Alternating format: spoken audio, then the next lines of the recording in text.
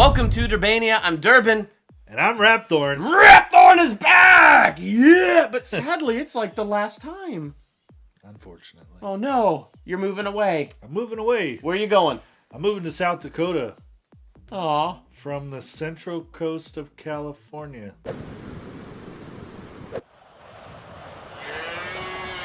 Winter is coming.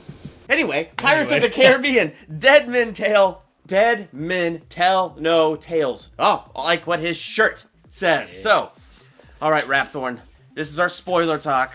We are going to spoil this thing like crazy. So if you haven't seen this movie, hit stop, go check out my spoiler-free review, go see the movie, come back, pick up right at this point. From here on out, we are spoiling this film. Let's start with you. Initial thoughts. My goodness. Pirates of the Caribbean has been known for their CGI. Yeah. And how they portray the characters. And my favorite character of all time, absolutely, is little Davy Jones. Yes.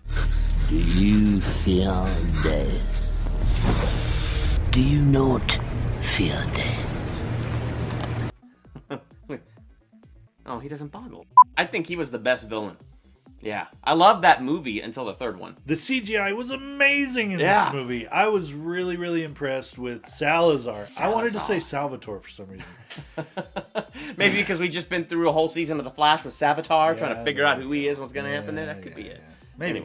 Anyway, so yeah, Salazar, just amazing CGI. It looked like he was underwater the whole time, like his hair and everything.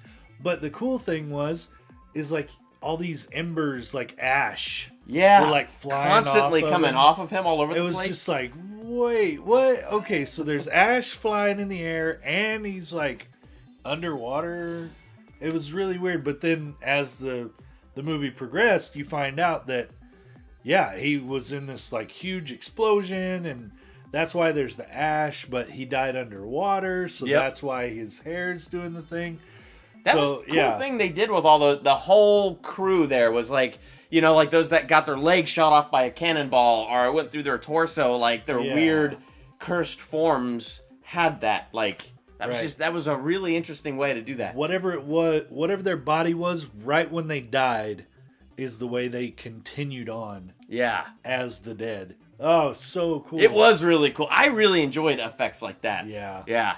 I haven't had this much fun with a Pirates movie since the first one. Like, the second and third, not so great. I loved the second one until the third one kind of ruined the second one. And then the fourth one was like, yeah, that's good. I mean, I didn't think it was bad, but it wasn't fantastic. So I was kind of nervous going into this one. Yeah. And I was really, really surprised. Like, I think this movie brought back the fun that the first Pirates movie brought you. I mean, it kind of returns to the formula. A Turner has to bust Jack Sparrow out of prison. You know, they kind of bond. They go on this adventure together. The Turner meets a girl. The Turner falls in love with the girl. They have to break the curse by the end of the movie through some form of a sacrifice. So it had the very familiar formula, but it's a good Pirates of the Caribbean formula. And I think that even if it was a little template from the first movie, it was done well. So like I didn't really care. And like you said, visually it was awesome. The way they CGI'd the bad guys in this and all that, like that was really cool. Their motivation for vengeance. Yeah. So like I just thought all of that was really, really cool. Yeah, so super spoiler alert. Yeah. So the girl, Karina, is the Elizabeth Swann. The love interest of this one. Yeah, yeah. And then Henry Turner is the Will Turner, right? Yeah. So they're, the love whatever thing. So we had our theories about who she was and who her dad was. And since this whole thing is her quest to find her father, the diary that has the star map that no man can read was her inheritance and birthright from her father. So she's trying to figure this out to find Poseidon's trident. Right. Yes. Okay. So there was, she's Poseidon's daughter. And then it was... I believe I leaned right into you and I said, I'm calling it now. Yeah. That is Poseidon's daughter. I thought I was so smart. I was like, and it could be Salazar's daughter, maybe. Yeah, that was a good And then theory. we were like, okay, maybe. And then all of a sudden, the point comes where she's talking about the book and the ruby, and Barbossa's like, yeah, it's a book and it's a ruby and it's... I won't be mistaken, that ruby. Yeah, and he stole it and all this stuff, and then we were both kind of like... Wait a minute. He knows so much about that book. Barbossa's her dad! But here I am thinking they're going to let us, leave us hanging on that for a little bit. Like, wait, is he her dad or not? Is he her dad or not? And then it got to the point where it's like, oh, this is obviously her dad, but they're still going to try to make us question. But no, 5 seconds in. It was like Jack Sparrow was like, Smith, I know. And he's like, shh, be quiet. Shh, we'll take this to our graves, and he's just like, ah. But yeah, no, it's like super confirmed right away. Yeah. He's her dad. And so my theory at that point was either A, she's gonna find out and he's gonna be all lovey-dovey and they're gonna have a moment, right? Or my second theory was she's either gonna find out right before he dies or right after he dies that he was her father. Yep. And lo and behold, it was the latter. It Yep. was right before he died. Now, my wife and I, we both looked at each other right after he said this line. But she says, "What am I to you?" And he looks at her and says, "Treasure." Oh! God.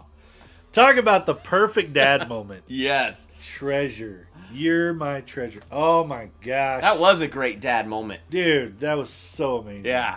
You know what's sad, though, is when they dropped that anchor when the sea was split, and he was riding the anchor going through there so everybody could jump on the anchor. Yeah. I'm sitting there looking at the scene like, who's the dude riding the anchor? Yeah. I didn't even recognize him because, he took off all his fancy clothes because, Right. he's now like an admiral. So, like, a pirate admiral. So I didn't recognize him. I was like, oh, what pirate drew the short straw that they're actually riding on the anchor? And then at the end, where you get to that touching moment where he's talking to what's her name? Karina. And she's, what am I to you? Treasure. Right before that heart-wrenching moment, my wife leans over and goes, how did Barbossa get here?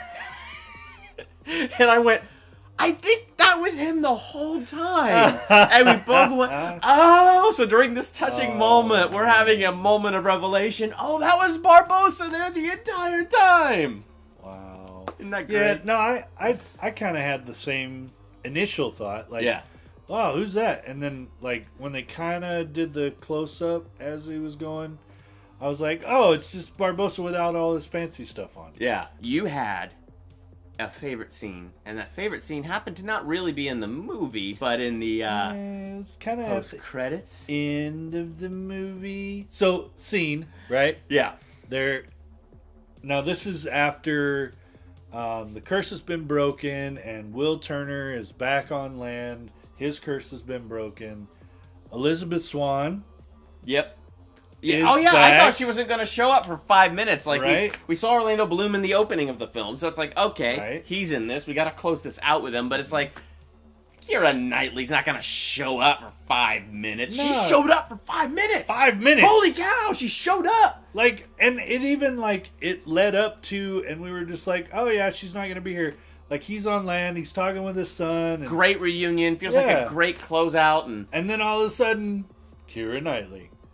Hello. that was an awesome surprise, though. Oh, Like, it was I great. sincerely thought she wasn't going to be in this, and then boom, there Yeah, she is. There she is. Yes. But then, of course, you have the epic running, and they're running to each other, and you expect this big explosion of a kiss, and then They just hug. they hug each other. They just hug it out. My wife leaned in and she goes, this isn't realistic.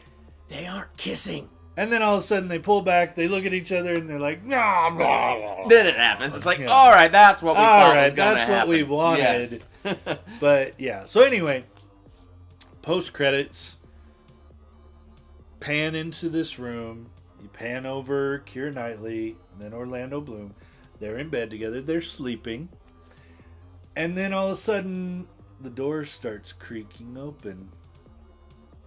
And you're like, wait, what's... And, like, you can hear all this, like, weird stuff. And it's like, okay, something bad's about to happen, Yeah. right?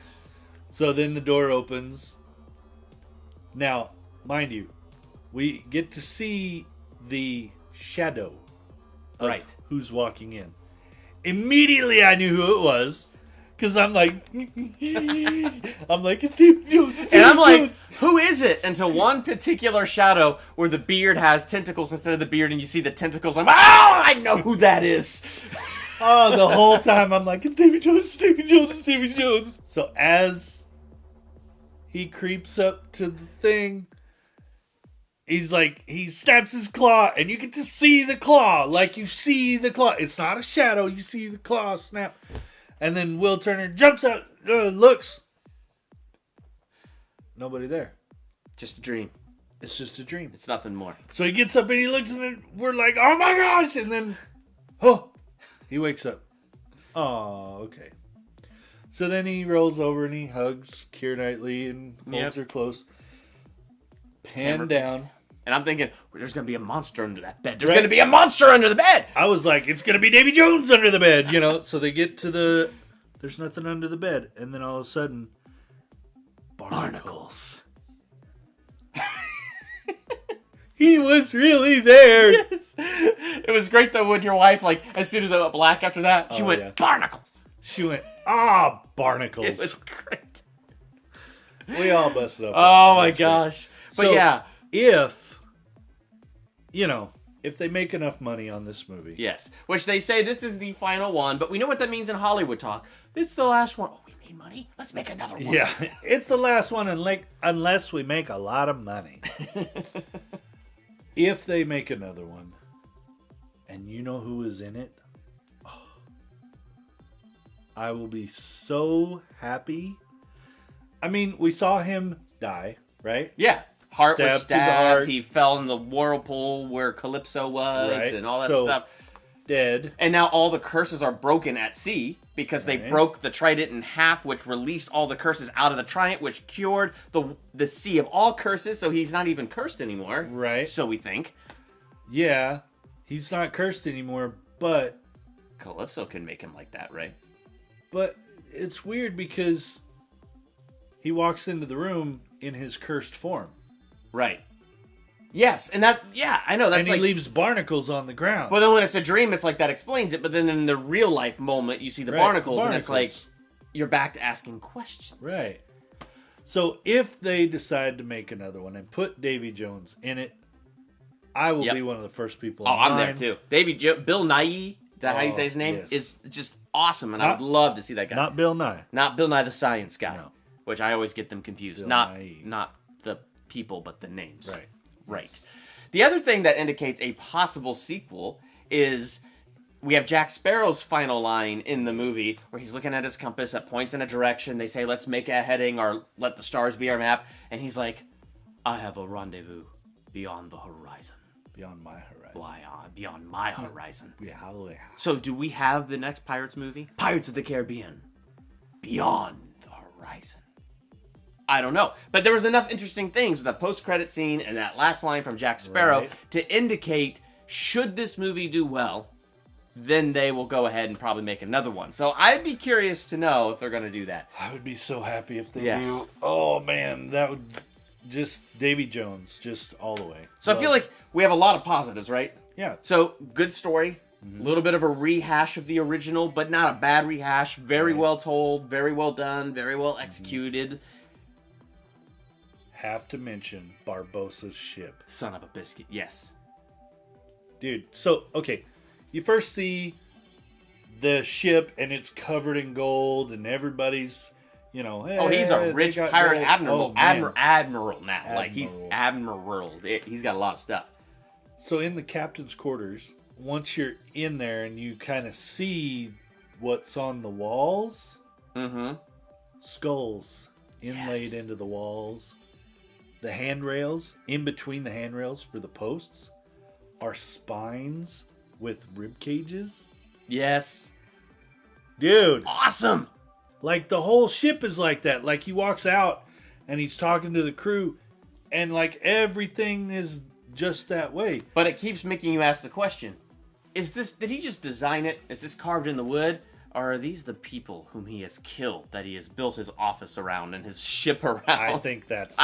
It wouldn't be Barbossa if it wasn't the other creepy way, right? Man, oh my so gosh. good. But it is an awesome design. Absolutely. Yeah. So that's definitely a positive. Yeah. His ship was amazing. I loved it. Well, let's jump into some of our negatives with this movie. And my biggest negative right off the bat has got to be, and it's weird because on the one hand, it is a negative, but on the other hand, it's the very thing that kind of drives the story, which was a good story. So it's weird for me. So I'm glad you're here to discuss this with me and talk me down if I'm wrong. Okay.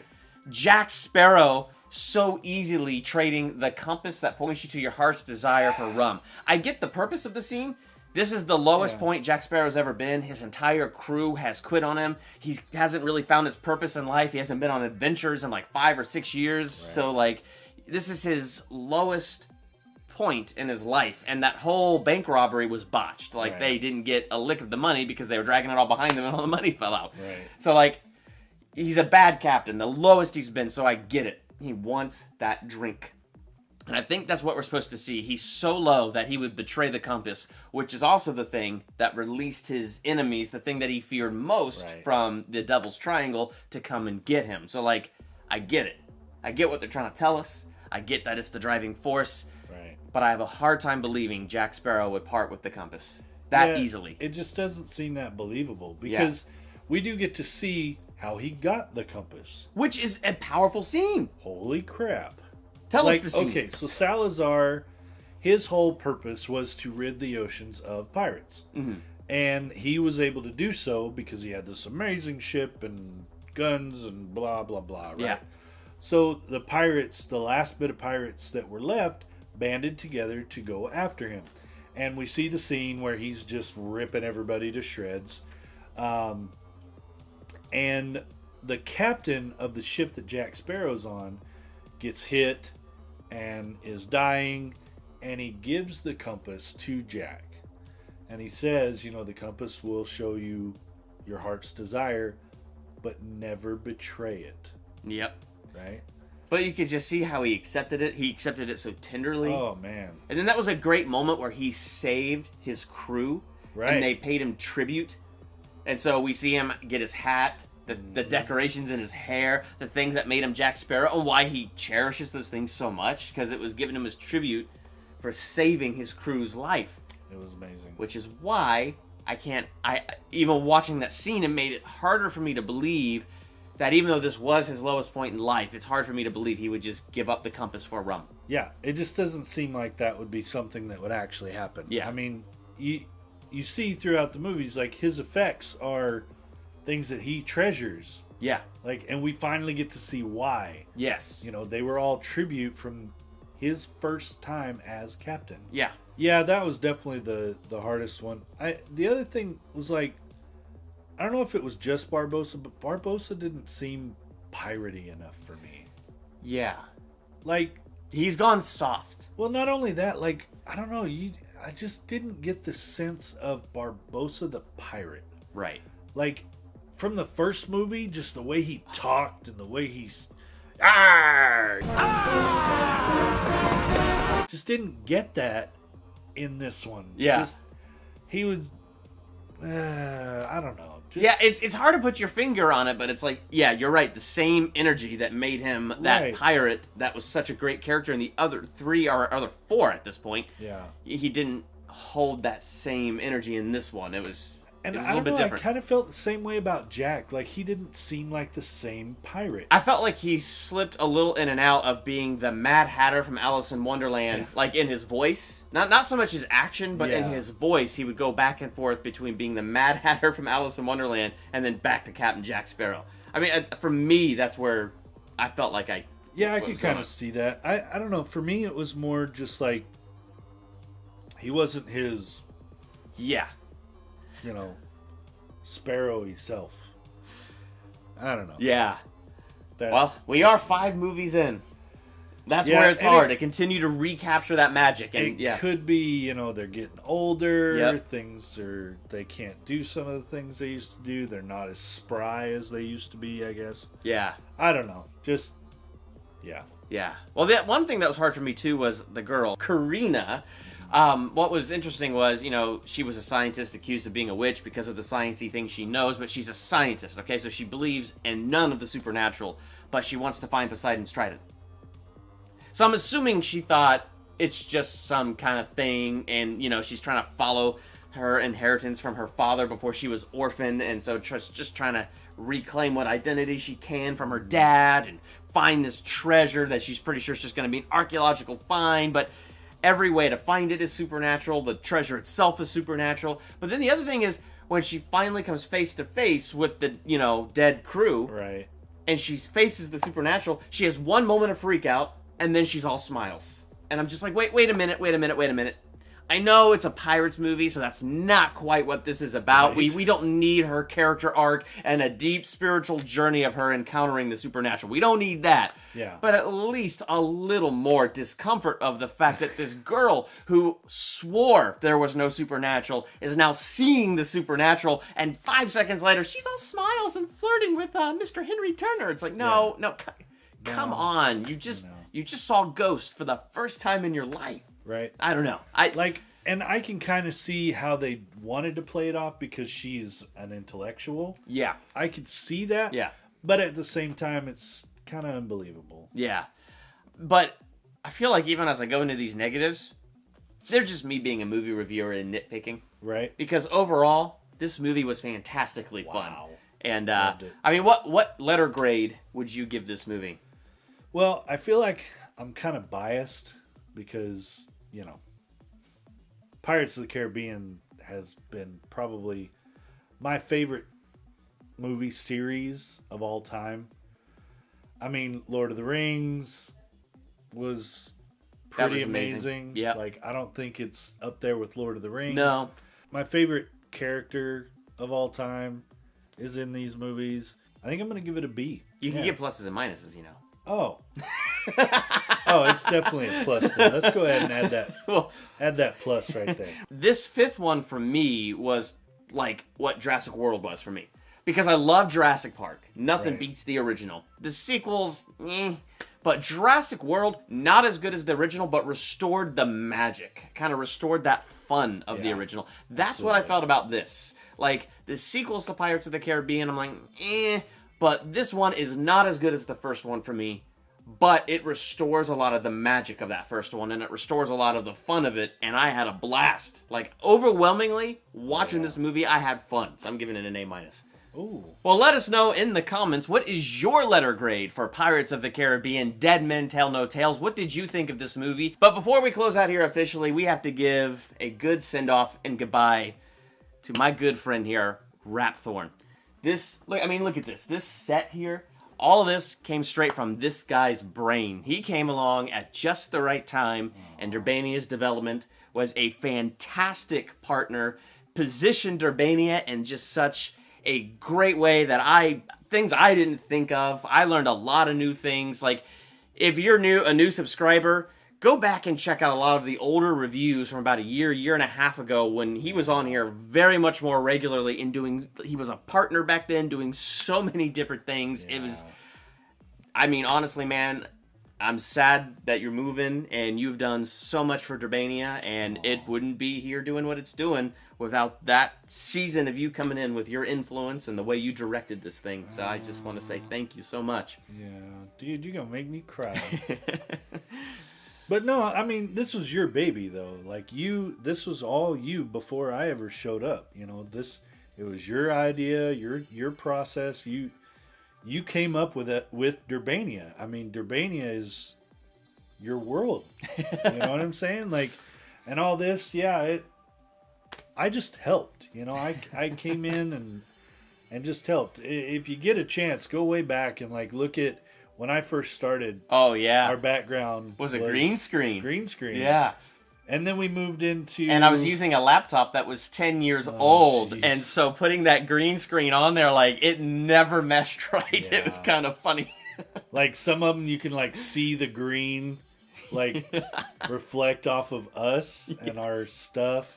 Or depending on whatever shirt we decided to wear that day. Like, we would do our best not to wear a green or blue shirt. But if there was even a tent in there, it would just go right. It was so fun. Just done. And then, like... So at first we had all this stuff up without the posters. Just a white wall. So white wall. It was, and then actually Batman vs Superman was the first time without a green screen with the white walls. That was our first review with that. Yeah, that's right. But yeah, no, I get again a big props to the Downtown Center 7. They're the ones that hooked us up with all the free posters. Yep. Yeah, but this set, yeah, I'm gonna miss it. Well, Rhapthorne, you are forever a Durbania. So I know you'll be back to visit your in-laws and things like that. So yeah. you always have an open seat right here at Durbania whenever you return. Awesome. So since you know that this guy is forever a Durbanian, if you're new here and you've never seen Rhapthorne review things with me, please go back in time, go back to those older videos, and watch the progression, man, and watch his influence, the way he helped influence things and point things. Like, it's just really cool. So go back, check out a lot of those old videos, and wish him well and all the great things that he's got ahead, because this is a dude of many talents, so he's got many great things in his future. Awesome. Well, thank you very much. Yes, and thank you for everything. Yeah, I'm gonna miss it. Yeah. Miss it. And thank you for checking out this video. Hit that subscribe button and that bell so you're notified the moment he returns to do something fun, because I will get him in here whenever I can. So, There you go. I'm Durbin. And I'm Rhapthorne. Thank you for checking out Durbania. Arr.